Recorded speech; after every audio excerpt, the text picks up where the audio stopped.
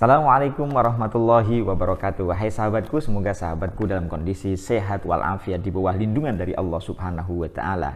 Dalam kehidupan kita, biasanya kita dinaungi oleh rasa susah, kita punya masalah, ekonomi seret, ekonomi tidak lancar. Jadi dalam kehidupan, saya ulangi wahai sahabatku, kadang kita mengalami kondisi itu menyebabkan kita tidak bahagia. Kita sedih karena banyak berbagai hal, ada yang mendorong kita untuk sedih, ada aktivitas-aktivitas yang membuat diri kita tidak bahagia, kehidupan kita mengalami kesusahan dan hati kita ini merasa gelisah terus-menerus. Kemudian dalam kesempatan lain kita juga biasanya mengalami kesulitan karena ada persoalan yang kita tidak menemukan jalan keluarnya. Jadi ada hubungannya, kehidupan menjadi susah, tidak gembira karena ada masalah yang masalah itu tidak punya jalan keluar. Tidak ada jalan yang bisa membuat diri kita ini menemukan solusi. Dalam kehidupan misalnya ekonomi kita tidak terlalu baik. Karena itulah apa yang ingin saya sampaikan adalah ketika saya membaca kitab Risalatul Mu'awanah, dalam kitab Risalatul Mu'awanah dijelaskan hadis Rasulullah Shallallahu Alaihi Wasallam yang menurut saya hadis ini memberikan solusi terhadap masalah yang kita hadapi tadi itu. Susah, tidak bahagia, sedih, tidak ada jalan keluar, ekonomi sulit dan lain sebagainya. Apa itu? Yaitu hadis Rasulullah Shallallahu Alaihi Wasallam, man lazimal istighfaro ja'alallahu min kulli hammin farhan wa min kulli doikin makhrojan wa rozaqahu min haitsu la yahtasib. Hadis Rasulullah Shallallahu Alaihi Wasallam, man lazimal istighfaro, barang siapa yang melanggengkan untuk membaca istighfar. Istighfar itu banyak. Astaghfirullahaladzim alladzi la ilaha illa huwal hayyul qayyum wa atubu ilaih. Bisa astaghfirullahaladzim li wali walidayya wali jami'il mu'minina wal mu'minat wal muslimina wal muslimat al-ahya'i minhum wal amwat, atau istighfar yang lain, sayyidul istighfar atau yang lain-lain. Intinya barang siapa yang melanggengkan meminta ampun kepada Allah Subhanahu wa taala.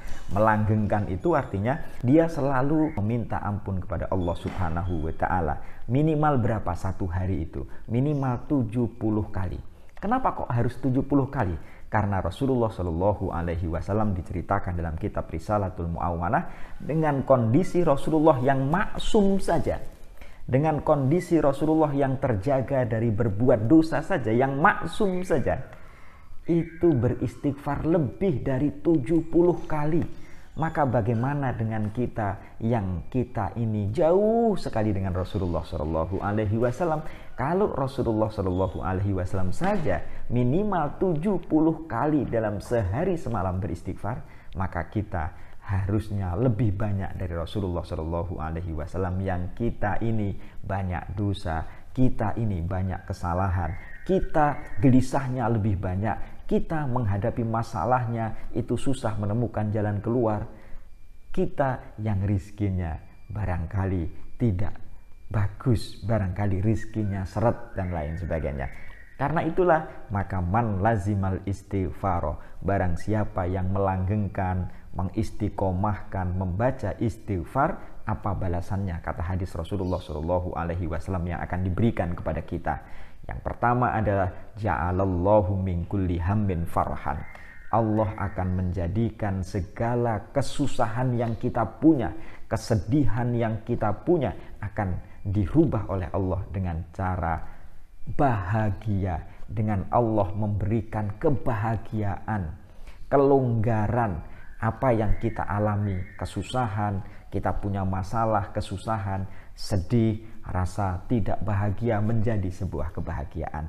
Nah, kalau kita jadi bahagia, orang-orang yang dekat dengan kita pun juga ikut bahagia, karena kebahagiaan itu menular, karena kesusahan itu kadang-kala menular. Kalau saya bertemu dengan sahabatku dalam kondisi susah misalnya, hati saya pun tidak bahagia juga.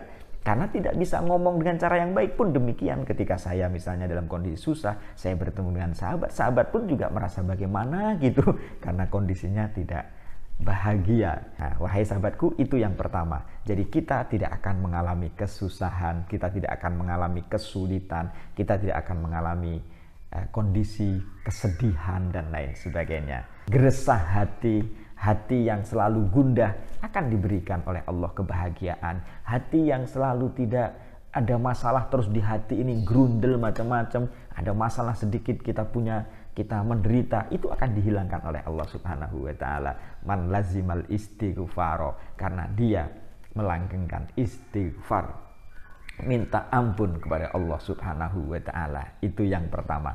Yang kedua adalah wa min kulli dhaikin makhrajan, dan Allah akan menjadikan segala kesulitan yang kita punya, masalah yang kita punya, makhrajan, jalan keluar. Ada solusi yang diberikan oleh Allah Subhanahu wa taala. Solusi itu bisa dari kita sendiri, bisa dari kita. Allah memberikan pertolongan kepada kita melalui diri kita.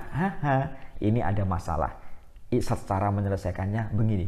Atau bisa mungkin melalui jalur orang lain. Orang lain yang memberikan informasi kepada kita tentang jalan keluar. Bagaimana cara menyelesaikan masalahnya, tahapan-tahapan menyelesaikan masalahnya apa. Kita sendiri yang bisa menyelesaikan atau melalui orang lain. Orang lain itu bisa dari anak kita, bisa dari orang tua kita, bisa dari saudara kita, bisa dari adik kita, bisa dari pak lek kita, bisa dari pak de kita, bisa dari istri kita, bisa dari suami kita. Allah memberikan jalan keluar. Jalan keluarnya berbagai macam, melalui berbagai cara, tahapan-tahapannya diberikan oleh Allah Subhanahu wa taala. Kalau kita membaca istighfar, ayo kita langgengkan baca istighfar, ayo kita langgengkan minta ampun kepada Allah Subhanahu wa taala. Barangkali kita punya dosa, dosa kecil, dosa besar, dosa yang kita sengaja atau dosa yang tidak kita sengaja, dosa yang berhubungan dengan batin kita, dengki, hasud, riya, dan lain sebagainya. Atau dosa yang ditimbulkan oleh anggota tubuh kita, memukul orang lain, mencuri barang milik orang lain. Jadi dosa yang kita punya, dosa yang akibat dari batin kita, hati kita, atau dosa yang berhubungan dengan anggota fisik kita ini. Kemudian kata janji yang diberikan oleh Rasulullah Shallallahu Alaihi Wasallam, wa razaqahu min haitsu la yahtasib. Ini masya Allah. Dan Allah akan memberikan rizki kepada orang yang melanggengkan, membaca istighfar atau beristighfar kepada Allah Subhanahu wa taala. Wa razaqahu, akan memberi rizki min haitsu la yahtasib, dari arah yang tidak kita sangka-sangka, dari arah yang kita tidak tahu dari mana datangnya. Rizki yang seringkali kita tidak diprediksi, kita tidak bisa memprediksinya, Allah memberikan dari jalan yang kita tidak tahu. Min haitsu la yahtasib. Masya Allah, rizki. Barangkali di antara kita ada orang yang bekerja dengan cara mulai dari pagi sampai sore, tapi rizkinya masih biasa-biasa saja dari sisi ekonomi, wahai sahabatku. Tapi memang rizki ini harus kita bedakan dari berbagai aspek. Ada rizki kesehatan, ada rizki memiliki anak yang baik-baik, memiliki rizki harta yang melimpah, memiliki rizki dengan cara Allah memberikan prestasi terhadap anak yang kita punya. Jadi banyak perspektifnya. Kita diberi rizki oleh Allah Subhanahu wa taala, semua anak sehat dan lain sebagainya. Wahai sahabatku, jika Rasulullah Shallallahu Alaihi Wasallam saja minimal atau lebih banyak dari 70 kali istighfarnya kepada Allah Subhanahu wa taala, maka bagaimana dengan kita? Tapi memang istighfar ini harus ikhlas, murni istighfarnya. Jadi istighfarnya bukan karena ingin mendapatkan rizki, ingin yang lain-lain, bukan. Tetapi itu adalah bagian dari side effect, efek samping saja. Barangkali untuk kita pemula ini bisa menjadi semacam mendorong, bolehlah. Tetapi lama-kelamaan levelnya harus kita tingkatkan, bahwa istighfar itu murni sebagai pengakuan diri kita yang banyak punya dosa ini. Karena itu kita meminta ampun kepada Allah Subhanahu wa taala. Jadi niatnya harus kita naik. Untuk sebagai pemula tidak jadi masalah bahwa kita meminta ampun kepada Allah Subhanahu wa taala, ada pendorongnya. Pendorongnya apa? Misalnya mendapatkan rizki. Tetapi lama-kelamaan itu harus kita tingkatkan levelnya. Bukan karena kepentingan ini, tetapi karena memang murni kita mengakui bahwa kita punya salah. Begitu wahai sahabatku. Karena itu para ulama yang mengatakan bahwa istighfaruna yahtaju ilal istighfar, bahwa istighfar kita ini juga kadangkala membutuhkan istighfar juga itu. Karena permintaan ampun kita kepada Allah Subhanahu wa taala kadangkala tidak ikhlas. Karena itu ikhlas itu secara perlahan kita latih. Tapi jangan ngomong begini, wah daripada saya nanti nggak ikhlas, saya tidak melakukan sesuatu, itu juga salah juga.